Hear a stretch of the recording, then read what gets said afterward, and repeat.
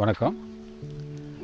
விவசாயிகள் தங்களை சிரமப்பட்டு பாலை உற்பத்தி பண்ணி அதை சொசைட்டியில் கொண்டு போய் பாலை விற்பனை செய்யும் பொழுது அதில் பாலுடைய தரம் குறைவாக இருக்குது அப்படின்னு சொல்லிட்டு அவங்களுக்கு விலை குறைவாக கிடச்சிட்ருக்குங்க.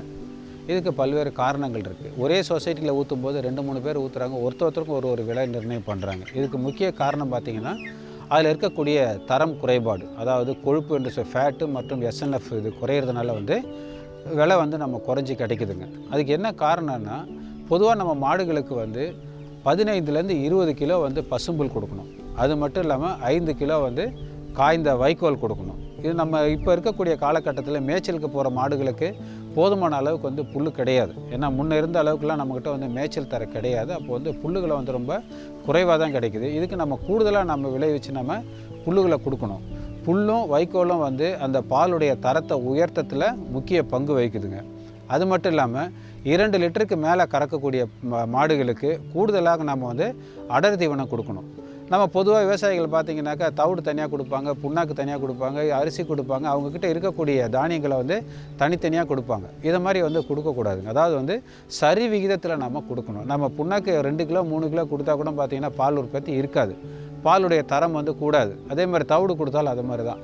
எல்லாமே ஒரு சரி விகிதத்தில் கொடுக்கணும். அதாவது புரதச்சத்து, மாவுச்சத்து, கொழுப்பு சத்து எல்லாம் ஒரு பரிந்துரைக்கப்பட்ட அளவில் தான் இருக்கணும்.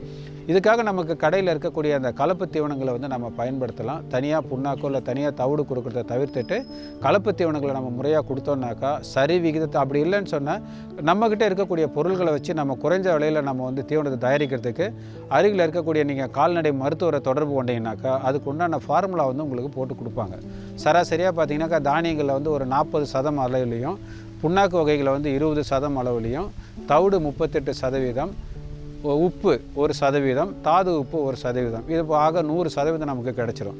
இது சராசரியாக இந்த மாதிரி ஒரு தீவனத்தை தயாரித்து கொடுத்தோன்னு சொன்னால் பாலுடைய தரம் கூடுங்க. அது மட்டும் இல்லாமல் ஊட்டச்சத்துக்கு நம்ம முக்கியமாக இந்த தாது உப்புகள் ரொம்ப அவசியமாக இருக்குது. ஏன்னா இப்போல்லாம் மேய்ச்சல் தர குறைஞ்சதுனால தாது உப்புகள் கொடுக்க வேண்டியது ரொம்ப அவசியமாகுது. இப்போ சமீபத்தில் பார்த்திங்கன்னா விவசாயிகள் அதிக அளவில் அரிசி கொடுக்குறாங்க கால்நடைகளுக்கு. இந்த அரிசி கொடுக்கறதுனால பார்த்திங்கனாக்கா அதோட பாலின் தரம் குறையிறது மட்டும் இல்லாமல் மாடுகள் சரியான நேரத்துக்கு பருவத்துக்கு வராமல் இருக்கிறது, சினை பிடிக்காமல் இருக்கிறதுக்கு காரணங்கள் அதிகமாகிடுதுங்க. அதனால் நம்ம அரிசி கொடுக்குறத தவிர்த்துட்டு கலப்பு தீவனமாக கொடுத்தோன்னு சொன்னாக்கா நம்ம பாலுடைய தரத்தை உயர்த்தி நல்ல விலை கிடைக்கிறதுக்கு வாய்ப்பு இருக்குதுங்க.